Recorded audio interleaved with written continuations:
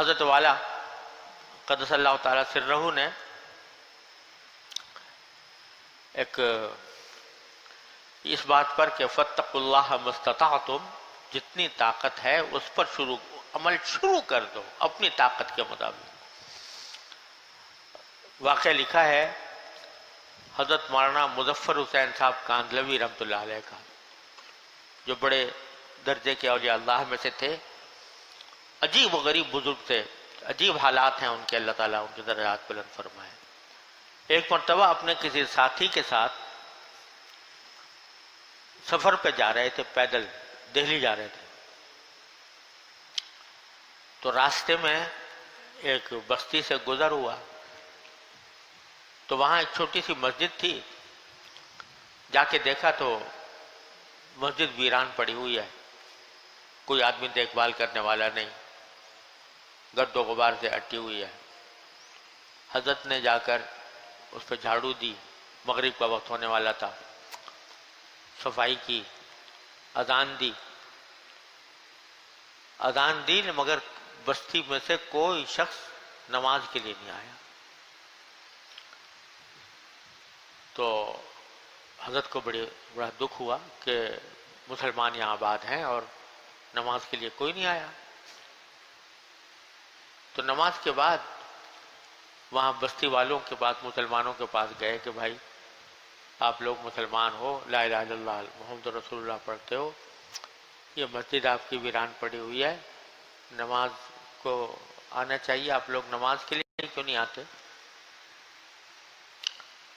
تو انہوں نے کہا جی بس ہم تو اصل میں اپنے نواب صاحب ہیں، نواب صاحب یہاں رہتے ہیں، ہم تو ان کے تابع ہیں، اگر وہ آئیں گے نماز کو تو ہم بھی جائیں گے، الناس علی دین ملوکہم۔ تو ان کا وہ کون سے نواب صاحب ہیں؟ تو برابر میں ایک حویلی تھی، وہاں ان نواب صاحب کا قیام تھا۔ حضرت وہاں گئے، جا کر ان سے کہا کہ حضرت یہاں مسجد ویران پڑی ہوئی ہے، آپ نماز کے لیے اگر آپ آ جاؤ گے تو یہ مسجد آباد ہو جائے گی، دوسرے لوگ بھی نماز کے لیے آئیں گے۔ اس نے کہا جی میں تو نماز پڑھ نہیں سکتا۔ وہ کیوں؟ کہ ایک تو مجھے عادت ہے بہت خراب پینے پلانے کی، شراب پینے پلانے کی، دوسرے یہ کہ میرے پاس بازاری عورتیں آتی ہیں، تیسرا یہ کہ مجھ سے وضو نہیں ہوتا۔ اب حضرت مولانا مظفر حسین صاحب رحمۃ اللہ نے فرمایا کہ اچھا اگر بغیر وضو کے پڑھ سکتے ہو نماز؟ ہاں جی بغیر وضو کے بھی کوئی نماز ہوتی ہے؟ کہا نہیں، میرے کہنے سے میں کہتا ہوں بغیر وضو کے پڑھ نماز۔ اب کوئی اور جہاں تک اس کا تعلق ہے، اور جو تم یہاں پر کرتے ہو تمہارا کام ہے، تم جانو، تمہارا کام جانے، لیکن مسجد کے اندر آ جاؤ کسی وقت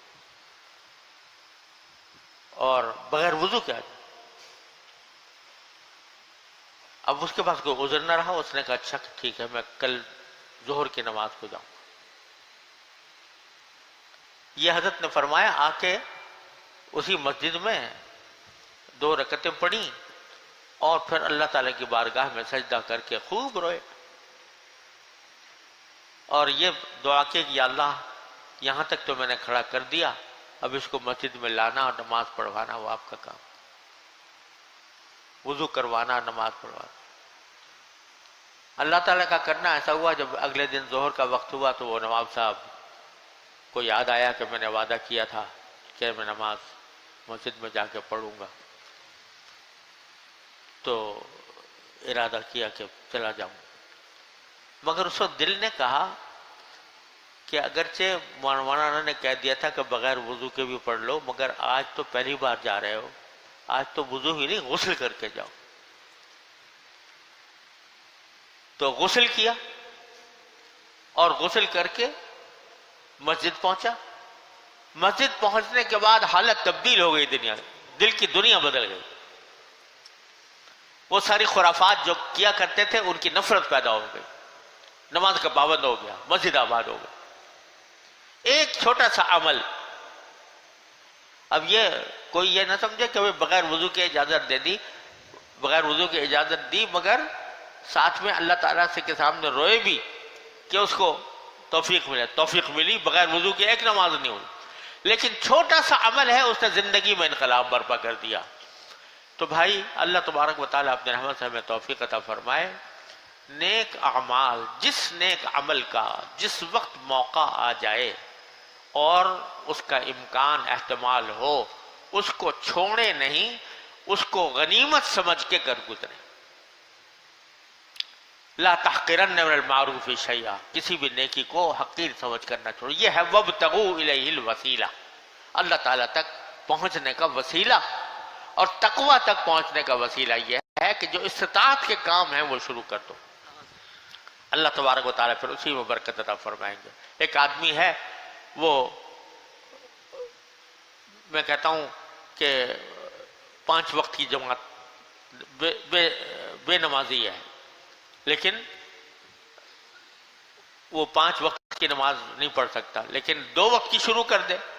اللہ تعالیٰ کچھ بعید نہیں ہے کہ اس کو پھر توفیق عطا فرما دے آگے بڑھنے کی. اگر پہلے 5 جماعتوں میں مسجد میں نہیں آتا، 2 میں جانے شروع کر دے، 1 میں جانا شروع کر دے، اللہ تبارک و تعالیٰ اس کو توفیق دے دیں گے. فاتقوا اللہ ما استطعتم، جس شعبے میں بھی، جس کام میں بھی دشواری محسوس ہو رہی ہے، اس کا جتنا حصہ تمہاری استطاعت میں ہے وہ کر گزرو. اتباع سنت نبی کریم صلی اللہ علیہ وسلم کی سنتوں کی اتباع میں دیکھو، جائزہ لے کے دیکھو کون سی سنت ایسی ہے جو میں بلا وجہ چھوڑے ہوئے ہوں، اس کو اختیار کر لو. اور کچھ بعید نہیں کہ اس کے ذریعے اللہ تعالیٰ مکمل اتباع سنت کی توفیق عطا فرمائے. اللہ تعالیٰ اپنے فضل و کرم رحمت سے مجھے آپ کو سب کچھ کی توفیق عطا فرما دے. ربنا ظلمنا انفسنا وان لم تغفر لنا وترحمنا لنكن من الخاسرين. ربنا آتنا في الدنيا حسنة وفي الآخرة حسنة وقنا عذاب النار. ربنا اغفر لنا ذنوبنا وإسرافنا في أمرنا وثبت أقدامنا وانصرنا على القوم الكافرين. يا اللهم آت أنفسنا تقواها وزكها أنت خير من زكاها أنت وليها ومولاها. یا اللہ، یا رحمان، یا رحیم، یا کریم، اپنے فضل و کرم اپنی رحمت سے ہمارے تمام گناہوں کو معاف فرما. یا اللہ، ہمارے تمام چھوٹے بڑے، اگلے پچھلے، خفیہ علانیہ، ہر طرح کے گناہوں کو اپنی رحمت سے معاف فرما دے. یا اللہ، ہمارے اعمال و اخلاق کی اصلاح فرما دے. یا اللہ، ہمیں اپنے دین کی صحیح سمجھ عطا فرما، اس پر عمل کی توفیق عطا فرما، اس پر استقامت کاملہ عطا فرما. یا اللہ، اپنے رضا زندگی عطا فرما. ہر طرح کے شر فتنے سے، معصیتوں سے، منکرات سے، گناہوں سے ہماری حفاظت فرما. یا اللہ، ہمارے ملک کو صحیح معنی میں اسلامی فلاحی ملک بننے کی توفیق عطا فرما. ہمارے عوام، زعماء، حکام کو ہدایت عطا فرما. یا اللہ، ہمارے ملک میں امن و امان قائم فرما دے. یا اللہ، اپنے رحمت سے، اپنے فضل و کرم سے ہمارے معاشرے کو یا اللہ صحیح معنی میں مسلمان معاشرہ بنا دے. ہر طرح کے شر و فتنے سے ہماری حفاظت فرما. یا اللہ، تمام حاضرین حاضرات کو ان کے تمام جائز مقاصد میں کامیابی عطا فرما. یا اللہ، سب کی پریشانیوں کو دور فرما، سب کی مشکلات کو آسان فرما. اللہم انا نسألک من خیر ما سألک من عبدک و نبیک سیدنا محمد صلی اللہ علیہ وسلم، ونعوذ بک من شر ما استعاذک من عبدک و نبیک سیدنا محمد صلی اللہ علیہ وسلم. ربنا تقبل منا انک انت السمیع العلیم وتب علینا انک انت التواب الرحیم. وصلی اللہ تعالی علی خیر خلقہ سیدنا مولانا محمد وعلی آلہ واصحابہ.